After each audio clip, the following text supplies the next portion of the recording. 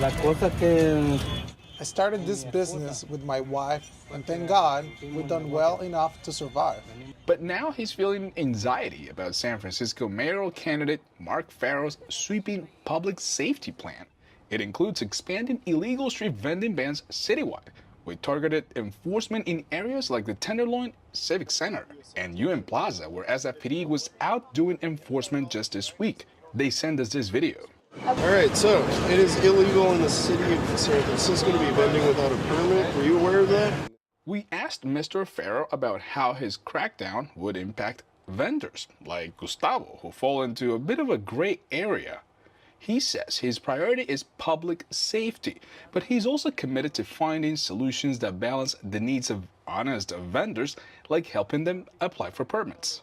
Let's work with the ones that have permits. Let's make sure that the ones that are actually doing it the right way, ones that are actually contributing to vibrancy of our neighborhoods, let's work with them to make their experience and the shopper's experience better. But let's be very clear that illegal vending will no longer be part of the landscape of our streets in San Francisco. But right now, even mission vendors with permits, like Ramiro Lopez, are concerned about the potential impact of increased enforcement measures. that's one of the things worries about it is because they started in here on Mission, and then they want to extend it to different neighborhoods. And who knows? Maybe next time, maybe next year, maybe in the future, it's going to be they want to do it in the whole city. So we don't want to lose part of the roots, our roots as Hispanic, Latino, being a street vendor. For now, Gustavo tells me he's hoping for clarity and a path forward that allows him to continue his business without fear of repercussions. We're all concerned, but we will keep fighting for my rights to keep selling here.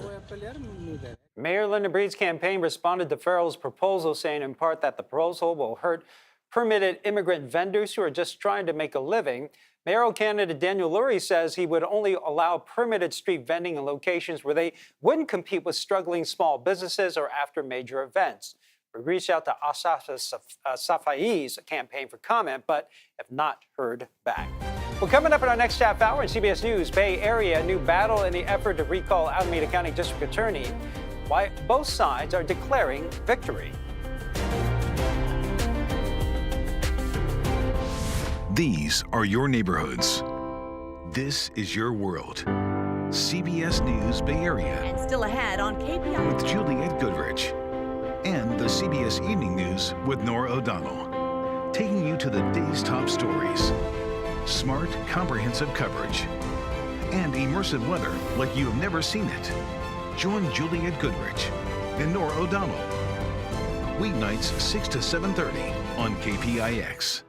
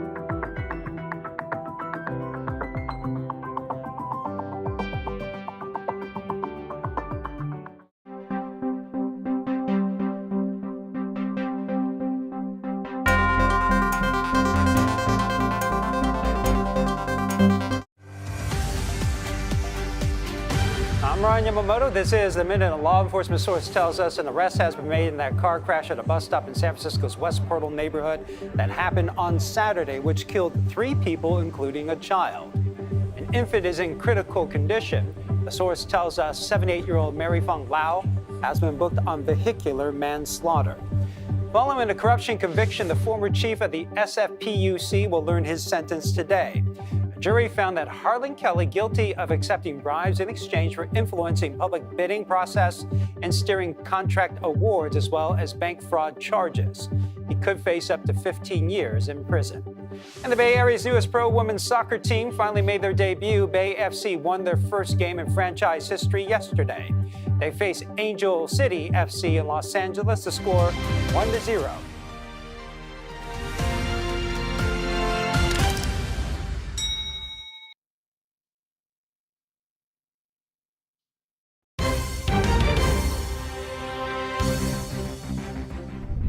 It was cool and cloudy for many of us in the Bay Area this morning, but that cloud layer pulls back like a blanket along our coastline as we head into this afternoon. We're actually just left with a mix of sun and clouds today with light winds heading into the evening hours tonight. But speaking of this evening, that's when that blanket returns into the Bay Area, giving us a splash of showers along our coastline and cloudy conditions to wake up tomorrow morning. And it'll repeat as we head into tomorrow afternoon with sunnier skies off in the distance. We'll see that throughout most this week. Really, it's not until Friday, Saturday, and Sunday where we see a big pivot in the forecast for us. Rain chances start to increase as we head into the end of this weekend, so it's already looking a lot different compared to what we just had the past 2 days with all that beautiful sunshine and, you know, the 70s too. Here's the system that's bringing in cooler weather for us and rainy skies right around the corner. It's still developing right now, actually. We can see it in our models all the way into Wednesday. It's sitting offshore. It's starting to circulate its way into the Pacific Northwest, and here in the Bay Area too, we're going to get splashed with the same system. It's an area of low pressure, and it's acting as a cold front, so we're going to see cooler temperatures, gustier conditions, and wet conditions too lasting into this weekend and early next week. And that's the same system that's bringing in snow to the Sierra too. So back here in the Bay, how much are we expected to get? Well, we're still kind of far out, but it's worth noting that our long-range models are showing close to about a half an inch of rain heading into our Saturday forecast, and then we'll continue to add to that heading into Sunday and Monday, closer to an inch up near Ukiah, about a quarter of an inch all the way down into pockets of the East Bay and the Santa Clara Valley.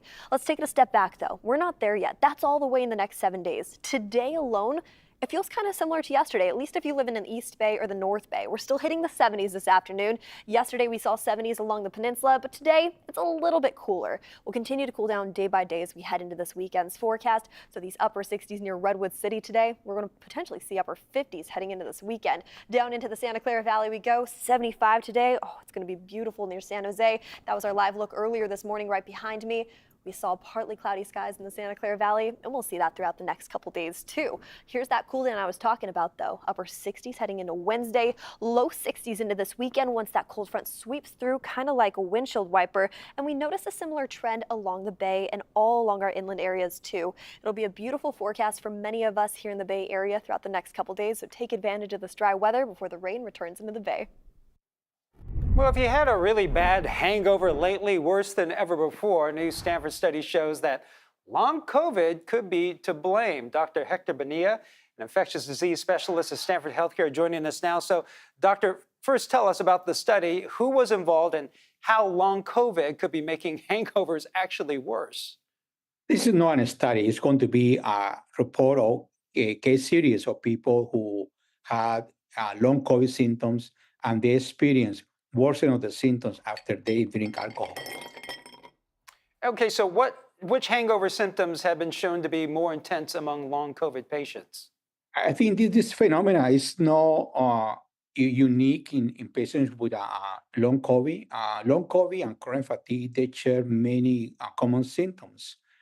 In the chronic fatigue population have been described as intolerance to alcohol, that people can experience for the regular kind of hangover-like symptoms to rashes, hypotensions, and sometimes worsen of the symptoms with more fatigue, more brain fog, headaches, and other symptoms.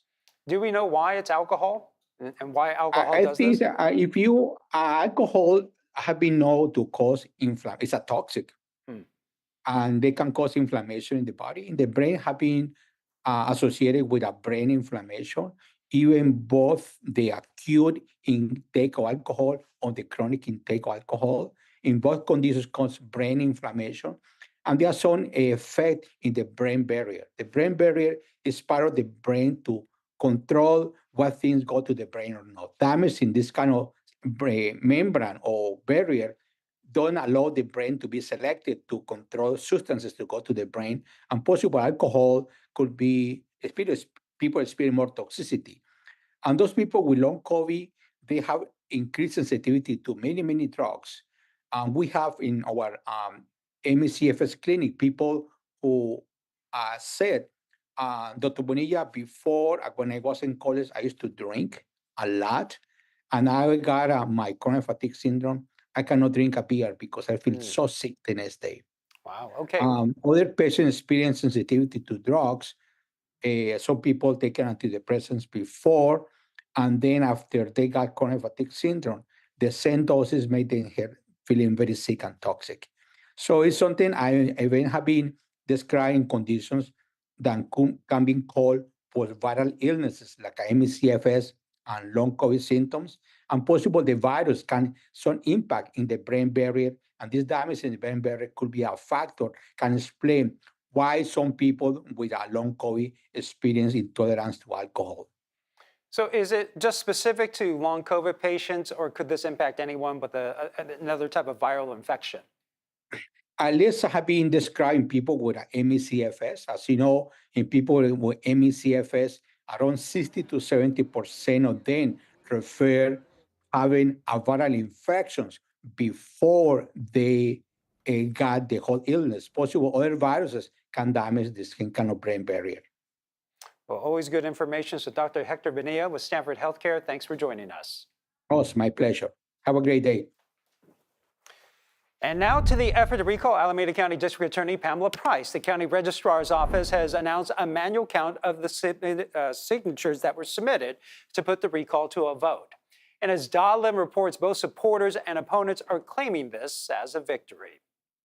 The head of the elections office says they took a random sample of the signatures that were turned in, about 5%, but the result came back inconclusive. From the small sample, they could not be sure there were enough valid signatures, so now they'll manually hand count all of the signatures. This East Bay mother volunteered and collected signatures to recall District Attorney Pamela Price. I'm okay with that delay for them to get it right. Patricia Harris is used to waiting. In fact, she says she's still waiting for justice over the killing of her son, Jaron Purvis, who was working at Apple and getting his master's degree at the time of his death. She says the man convicted was released after serving 2.5 years. Had Pamela Price not come in, we would have gotten some form of justice. There would have been some form of justice served.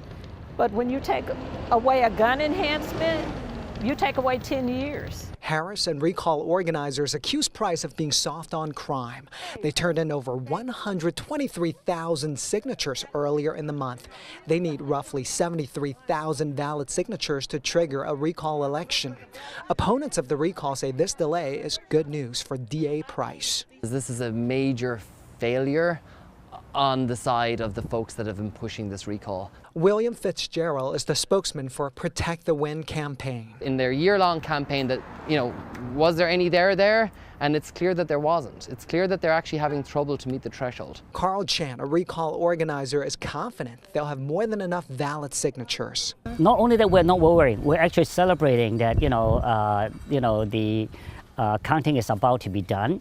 And so we can actually maybe saving some time, for any legal, claims that they can have. While Price supporters say the DA is reforming the criminal justice system and holding people accountable, Harris says getting rid of Price would make Alameda County safer. She doesn't want another family to go through her pain. His best friend's getting married in a couple of weeks. So we'll go to that, but we'll never see him get married. We'll never have grandkids by him. And that hurts. The elections office has already started the counting process. They have 30 days. We should know the result by mid-April. And the Price campaign is also demanding that the Secretary of State investigate the signatures over claims of fraudulent and deceptive collection efforts. And in the March 5th primary, Alameda County voters passed a measure to reform how the county handles recall elections. Measure B will bring the process in line with state guidelines. It eliminates the requirement that signature gatherers live in the county and changes the threshold needed to get a recall on the ballot. Up next, a local woman uplifting women in the tech industry. We're here at Stanford University highlighting a recent graduate and local author who's talking about women in the tech industry with her new novel. Coming up, how she hopes to improve representation in the publishing industry.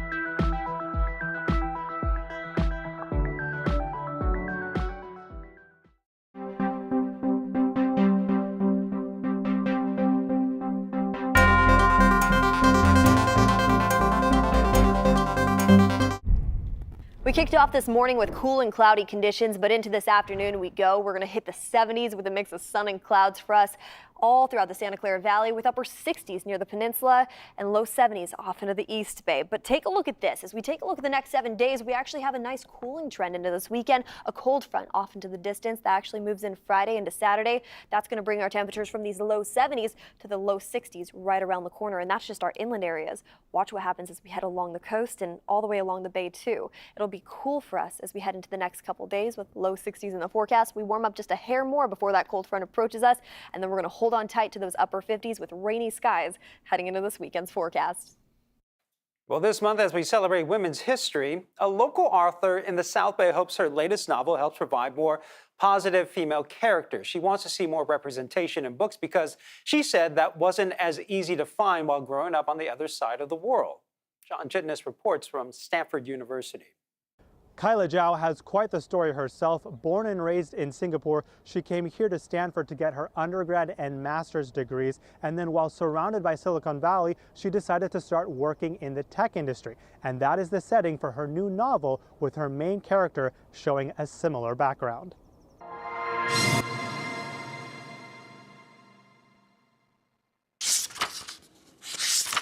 Even as a published author who has already written more than one book, it's still a little weird for Kyla Zhao to read her own words. But there's pride in the stories she's telling, for an audience Kyla believes needs more like them. I was living by myself in California. I was very homesick and lonely, and also really frustrated with the rising anti-Asian racism going on around the world at that time. She had just graduated from college in 2021 and taken a job as a data analyst in Silicon Valley. A few months into that career path, she was flying home for Christmas to Singapore, unsure what she would be able to share with her family and friends about her new life. So I took out my laptop on a plane and I typed out the first line. Zoe Zhang was having an absolute blast. And that's the image that I try to portray about myself to the people around me. That's what my protagonist was trying to tell the people around her. Kyla says she wasn't being honest, and neither would her main character in the new novel, Valley Verified. Zoe Zhang was having an absolute blast. It was a balmy summer evening, the kind that showed Manhattan at its best. But her main character, Zoe, decides to give up that life in New York, working in the fashion industry, for a job with an app startup in Silicon Valley. It's her second novel. The first was about characters in her home country of Singapore. I wanted to see Asians like myself being portrayed in a more positive manner, as the stars of something fun and vibrant and joyful instead of being labeled as the villains. While it's all fiction, Kyla says her characters are based on many people she has come across in her real life. And Kyla isn't afraid to take on some of the serious challenges of the tech industry, including how women are seen and treated. She really does not feel that sense of belonging. And every step of the way, she feels like it's an uphill battle. The odds are stacked against her. No one believes that she belongs there. And as a result, she starts to believe that she does not belong there. As well as the fashion of the Bay Area, which comes up in this passage from the book as Zoe heads to California. You're going to be the best thing that's ever happened to Silicon Valley. Just promise me you will never lose your style and become part of the Patagonia group. You're a Prada girl, true and true. And while she still may be a little shy speaking her own words out loud, Kyla hopes others enjoy reading this story just as much as she did writing it. Kyla says it's important for her books not only to be about women, but specifically women helping other women, and not put that focus on women who are forced to compete against each other. She also says that the trend is headed in the right direction when it comes to publishing. She's seeing more diversity not only in authors, but the stories they tell. Well, to the Giants now, the team is parting ways with longtime announcer Rennell Brooks Moon. Brooks Moon has been the Giants' PA announcer for 24 seasons. But both sides could not reach an agreement on a contract extension. The Giants say she'll become the club's public address announcer emeritus. They both say the booth at Oracle Park will be renamed in her honor.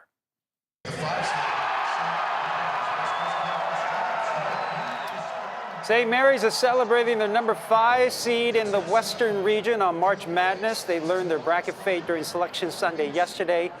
They are headed to Spokane, Washington to go up against the number 12 seed Grand Canyon on Friday. Super excited. It's hard to kind of boil it down to one little emotion, but just super proud of the guys and really excited to get started.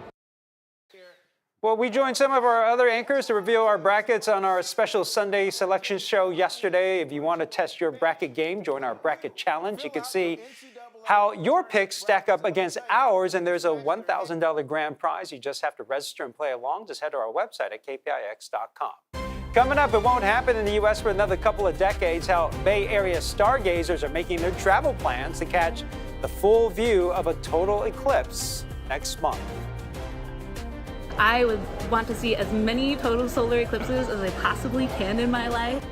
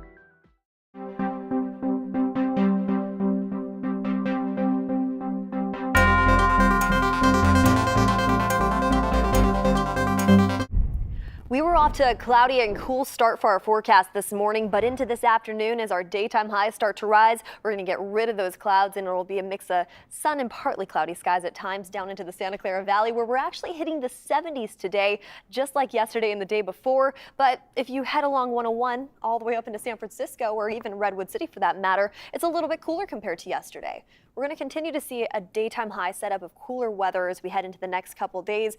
Match that with wet conditions right around the corner. We actually have rain in the forecast heading into this Friday, Saturday, and Sunday, but we still have plenty of days ahead of that, right? It'll stay dry for us as we head into Tuesday and Wednesday, just with a mix of sun and clouds in the forecast for us as we wait for the system sitting just offshore to start forming, and that's going to bring us a series of showers heading into our Friday forecast, our Saturday forecast, and that's actually what's going to kick off early next week too, with about an inch of rain on average throughout the Bay Area.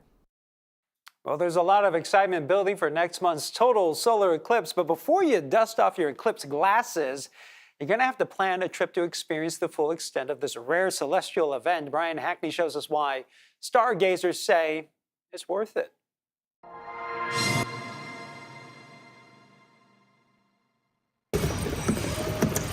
Meet a fellow Cal Poly physics grad. My name is Caitlin McArdle. I'm an exhibit developer here at the Exploratorium. She's got big plans for April 8th. Ooh. When'd you make reservations? Not as early as I should have. Caitlin and millions of others are headed to 4 minutes of darkness at midday. The total solar eclipse. That was the craziest thing I've ever seen. That was amazing. That was absolutely amazing. I'm at a loss for words. They're talking about the 2017 total eclipse, which was Dr. Noah Petro's first. I found that it was remarkable how many people kind of didn't get what the big deal was until they got what the big deal was, and then it was amazing. It was just fantastic. It is absolutely unforgettable. I would love to experience it again. That chance is coming April 8th. For the last time in decades, the sun and moon will be in perfect alignment to cast a shadow 115 miles wide, where a total eclipse will touch down off the coast of Mazatlan, cross the border into Texas, and sweep diagonally up through New England and into the Canadian Maritimes. 43 million people live within that narrow path of totality. Outside of it, from the San Francisco Bay Area, we will not see totality, correct? That is correct. It's about 35%. Let's check my notes here. Yeah, 34% of an eclipse, which again is a nice nudge reminder that we are in this nice dynamic environment between Earth, the moon, and the sun. But you've got to be in the path of totality to really, I think, feel it. The partials are cool. The totality is amazing, like actual amazement. 99 heavy? At this point, airfare to totality is hovering around $1,000. Of course, you could drive for 25 hours. You hear everyone going crazy here. For 4 minutes of totality. Is there anything like it? No, nothing like it at all. I would want to see as many total solar eclipses as I possibly can in my life. So let's hope this doesn't happen. It's a long wait until 2045, when the next total solar eclipse makes landfall in the U.S. If you haven't seen it, you haven't seen anything. And another total eclipse outside the U.S. will happen in 2026, but for that one, you'll have to travel to the Arctic, Greenland, Iceland, or northern Spain. Could be a fun trip. Well, thanks for streaming CBS News Bay Area. I'm Ryan Yamamoto. We'll be right back with your first alert forecast and a look at your top stories.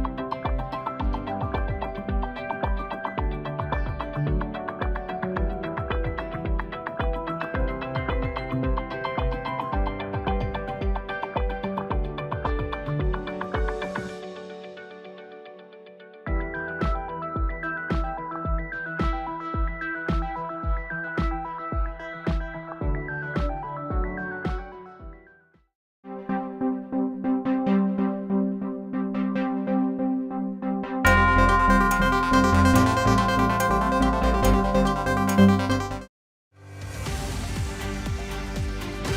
Ryan Yamamoto. This is The Minute. A law enforcement source tells us an arrest has been made in that car crash at a bus stop in San Francisco's West Portal neighborhood on Saturday, which killed 3 people, including a child.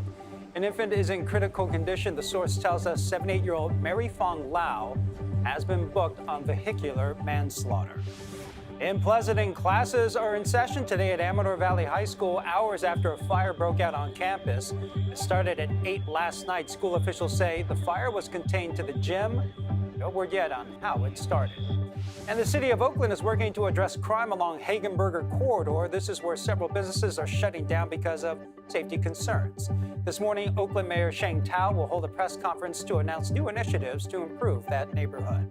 The Bay Area's only primetime newscast at 8 and 9 p.m. on the all-new Pix Plus 44 Cable 12.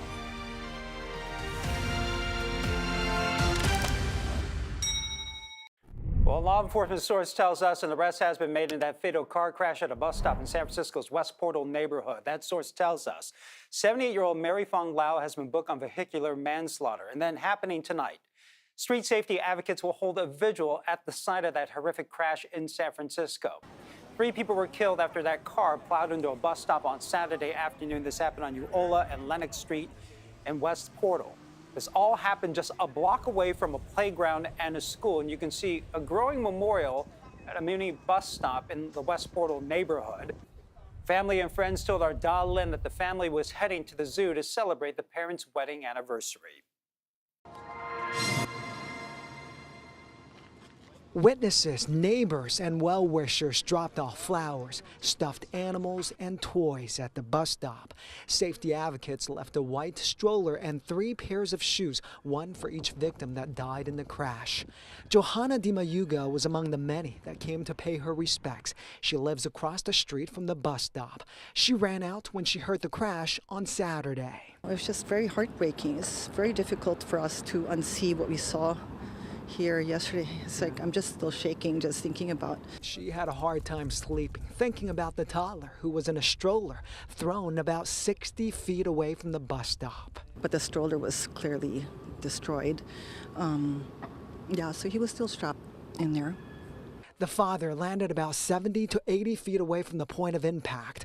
Witnesses say both victims were covered in blood and died at the scene.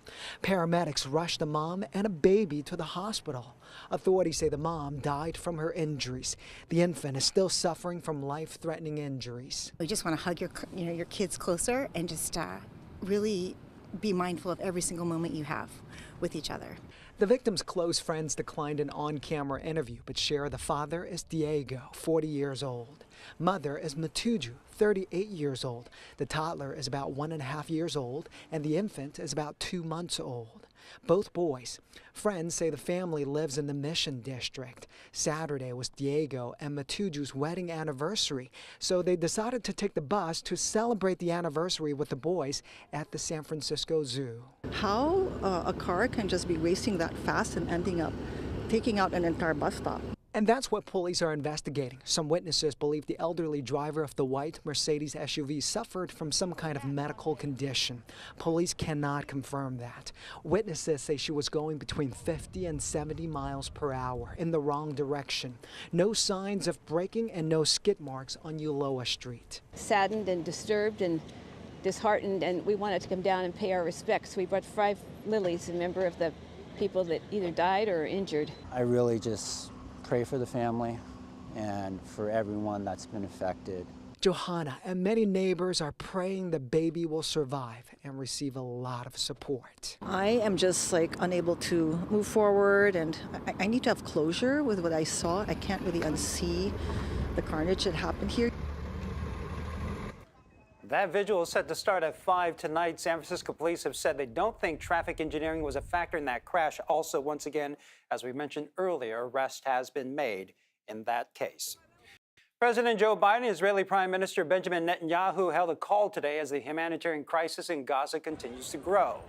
Palestinian civilians are in desperate need for food and aid, and today, Israeli forces launched a new raid on a hospital in Gaza, saying they captured more than 80 Hamas fighters who had regrouped there. Netanyahu is defending the offensive, saying the International Committee has forgotten about October 7th. In the meantime, a local doctor is back home in the Bay Area after returning from a medical mission in Gaza. We followed his journey as he traveled to offer support in the midst of the Israel-Hamas war. Dr. Mohammed Subay described what he saw there. And our Amanda Harry was at SFO on Friday, where he reunited with his family and then reflected on his mission.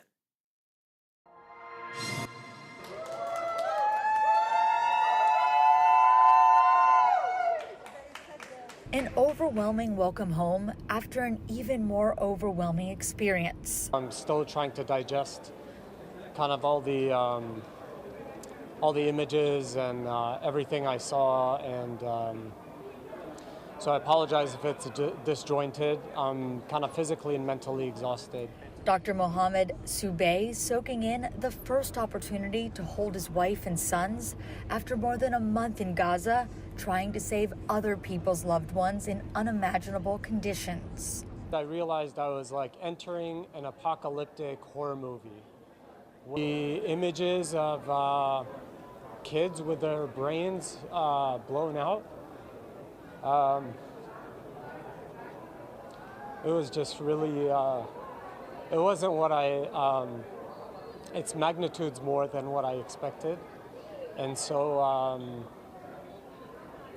I'm still trying to process what that means for all of us as a global community, allowing this to happen. He says he'll never forget the sounds of drones and planes buzzing overhead, the screams, and the smell of charred flesh. He worked in a field hospital tending to injured civilians. They were set up to treat about 30 patients daily. This past week, they saw almost 1,000 patients each day. Mass casualties left the doctors color-coding people, determining if they had a chance at survival to receive care. We really worked with very scarce resources to be able to save lives, save limbs. I saw more dead babies in the past month than I've seen in my 12-year career in medicine. Subay is a refugee himself who grew up in the West Bank and immigrated to Los Angeles. He says he was taught to use his individual gifts to benefit the world, so it was a no-brainer to go to Gaza, despite the risk to his own life. Also, don't really go around life functioning out of fear because it paralyzes us to be able to do the things we need to do. He says while he feels so fortunate and relieved to see his family and friends again, there's another feeling as well. I do feel this deep sense of guilt that I left Gaza and I left the people there that I've grown to really have a deep connection with and a love for. He says what he saw in Gaza will shape him for the rest of his life. I learned from this experience the importance of humanizing everyone around you, because we've come to a state in our global society where it's easy to dehumanize the other person. And that gives you a green light in many ways to commit atrocities that you never imagined you would ever commit. When Subay was asked if he would go back, he said absolutely, without hesitation, willing to risk it all again to help others. And yesterday, hundreds of Palestinians waited in Gaza City for food and relief supplies. The World Food Program says famine is imminent in northern Gaza, where 70% of the remaining population is suffering from catastrophic hunger. Still ahead on CBS News Bay Area, an alarming trend of Camaro thefts in California. The advice from police on how to protect vehicles from potential thieves, plus efforts underway to help teachers in an upscale Bay Area city afford to live where they teach. How a mom in the South Bay is helping make it happen. And after St. Patrick's Day celebrations, there might be some of you waking up with a bit of a hangover. Well, we'll talk about a new study that shows why you may be feeling worse than ever before. Here's the deal. I feel like they come with immense sports knowledge, okay? What's a bracket even look like? Does it go vertical, sideways? If I know Juliet, she probably has a bet on this tournament. We're winning money in this, right? Or not money? Matt and Vern have no chance against Liz. She's won this thing 3 times. I wish everything in my life worked like this. Arizona or Purdue? I stand no chance against the dark. Paul, maybe. The tournament is coming. Play along with our team at kpix.com.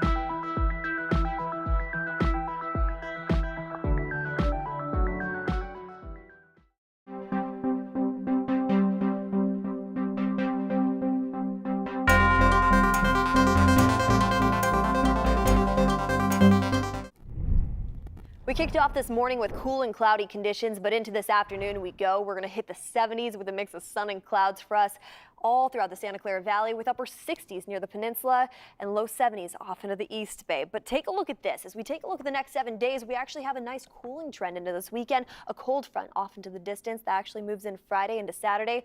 That's going to bring our temperatures from these low 70s to the low 60s right around the corner. And that's just our inland areas. Watch what happens as we head along the coast and all the way along the bay too. It'll be cool for us as we head into the next couple days with low 60s in the forecast. We warm up just a hair more before that cold front approaches us, and then we're going to hold on tight to those upper 50s with rainy skies heading into this weekend's forecast. Well, warning for Chevy Camaro owners. Some cities in California see an uptick in thefts. Police are warning people who own Camaros to take extra steps to protect their cars. The thieves are able to start Camaros through key cloning devices, and Max Darrow has their story. San Francisco PD and Los Angeles PD both report an uptick in Camaro thefts. A consumer watchdog says individuals should take extra steps to protect themselves and that action is needed higher up to make sure consumers are better protected. Chevy Camaros high on car thieves' radars right now in Northern and Southern California. Here's a look at SFPD's numbers. 21 Camaro thefts reported in 2022. 46 in 2023, and through the first 2.5 months of this year, 15 Camaro thefts. In Los Angeles, the problem is even more prevalent. Around this time last year, LAPD reported 7 Camaros stolen. This year, 90 so far. LAPD Sergeant Arnold Castellanos tells our team at KCAL, police often find many of these stolen Camaros at illegal street takeovers, or the thieves try and resell the Camaros. Quite often find them where they're actually turning around and posting them on social media to sell them. A $40,000, $50,000, $60,000 car they're selling for $3,000. Many consumers have heard of the increase in key fob cloning and the thefts of other kinds of vehicles. Carmen Balber is the executive director of Consumer Watchdog, a group dedicated to safeguarding the interests and rights of California consumers. We have seen this problem with other cars impact consumers' ability to get auto insurance. She says insurance companies, however, can't just increase prices overnight. They have to go to the insurance commissioner, prove that these thefts have in fact caused increased losses, and get approval for any increase in prices. Castellanos' advice to Camaro owners. Specifically, if it's something that's near and dear to your heart, install some kind of kill switch, install a second type of GPS tracker, even other products such as LoJack or OnStar. Those are actually really good products that help us find the vehicles. Balber says on top of that, this should be a wake-up call to manufacturers as well. We can tell individual consumers, oh, there's a flaw with your car.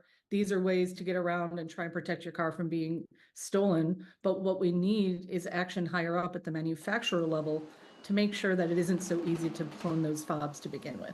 It's not just the big cities in California that are keeping an eye out on this. The city of Rohnert Park recently warned the community there to be aware of this issue. And let's take a closer look at the numbers in Oakland. Last year, the city had a record number of car thefts, numbering upwards of 15,000. That's about 40 stolen cars per day. So far, cars are being stolen at a slower rate this year, 2,400 to this point. That's down from the same time back in 2023. In San Francisco, there have been about 1,100 car thefts today. That's about the same as last year. San Jose is asking the state for more than $12 million to invest in tiny homes. It comes as Governor Gavin Newsom is touting efforts to bring tiny homes to communities all across California to fight homelessness. The homes would sit on a 6-acre vacant work yard in North San Jose. About 200 homes would sit on the site. So far, San Jose and Sacramento are the first 2 cities to team up with the state for a tiny home development. Teachers in Los Gatos recently moved into their new affordable housing units, and while it is a small development, as Len Ramirez shows us, it could be the start of something much bigger.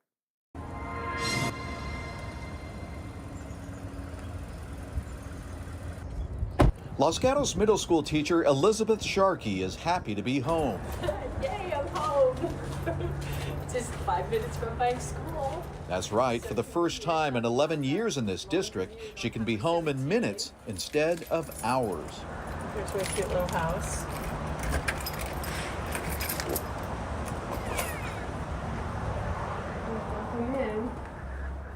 Elizabeth is one of 5 lucky teachers who just got to move into all new affordable housing built just for teachers in pricey Los Gatos. She pays just over $1,900 for this 900 square foot, 1-bedroom, 1-bath with an office, which is half a block from the downtown. Market rate rents for that area can be as much as $1,500 more.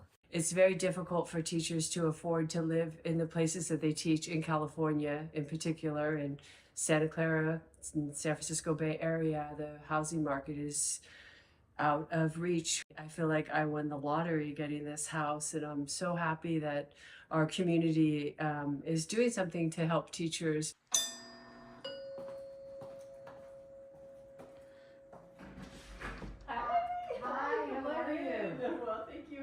The 4-unit complex was developed by Sarah Chaffin, who has a finance background but no construction experience. She's a mom of a Los Gatos student whose teachers were frequently absent in stormy weather because they commuted from distant communities. We explained the concept that teachers can no longer afford to live where they work, and they were part of the missing middle, and asked the community if they would help. And they did. And they did. Chaffin convinced the town of Los Gatos to donate an unused piece of land. She got construction companies to donate work and services, and even some of the materials were leftovers from nearby luxury builds. Basically, it just was an old-fashioned barn raising. You know how to do volcano, right? Because that's actually on the quiz. Elizabeth, who grew up in Los Gatos, teaches 6th grade history at Raymond J. Fisher Middle School and is a former Santa Clara County Teacher of the Year. She previously rented a room in a home in the Santa Cruz Mountains, which took so much out of her paycheck that she planned to leave the district. Now, with her new affordable home, she says she can save money and be more present for her students. It does make a big difference in the lives of the kids and in our lives too. I have a lot more time now that I'm not fighting Highway 17, and I can give that time back to my community. I have more time to go to my students' concerts and performances and, run clubs after school and such. Elizabeth says she can finally plan for her retirement, and she hopes that her home, in one of the most expensive places to live, can be an example for other communities to build housing for their teachers. And a recent study found that the state's school districts own more than 150,000 acres of land, 75,000 acres of which, according to the study, could be developed into 2.3 million affordable housing units. The mom who built the housing in Los Gatos says she has plans for more teacher housing and is looking for partners. You can find out more by visiting supportteacherhousing.org. Still ahead, a new study shows long COVID could be making hangovers worse than ever. A Stanford doctor joins us to explain why. And a reminder, you can stream CBS News Bay Area wherever, whenever. Catch all of our live newscasts plus news and weather updates throughout the day. Find us on the free CBS News app or on Pluto TV.